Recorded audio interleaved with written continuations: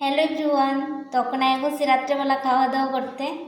আর আজকে রাত্রের মেনু হয়েছে দেখো, বেগুন পোড়া, ধনিয়া পাতা আর পেঁয়াজ। তো বেগুন পোড়া ছাড়া শীতকালে যেমন জমে না, মানে বেগুন পোড়া লাগবে শীতকালে। তো বেগুন ভর্তা খাইতেই লাগে, বেগুনটারে চুলাইতেইব, চুলাই লই।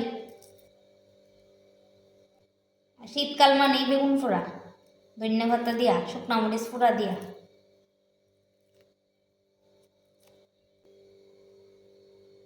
তো বেগুন চুলানি কমপ্লিট। তেন বেগুনটা চুলাই টুলাই লয়ে লাইছি, আর পেঁয়াজ কেটে লাইছি, আর লয়ে লাইছি ধনিয়া পাতা কাটটা, আর লগে দিমু এই দুইটা শুকনা মরিচ।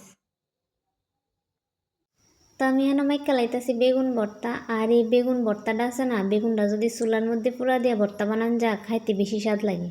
মানে গ্যাসে পোড়া দিয়ে বানাইলেও স্বাদ লাগে, কিন্তু চুলার নিচে চুলার মধ্যে পোড়া দিয়ে সেটা বানাইলে এটা খাইতে আলাদাই একটা স্বাদ লাগে। তেন আমার ভর্তা বানানি কমপ্লিট হয়ে গেছে, আর আমি খেয়ে লইতেছি ভাত। আর শীতকালে বেগুন ভর্তা বালাফানা এমন মানুষ খুব কমই আছে। তো চলো টাটা, গুড নাইট।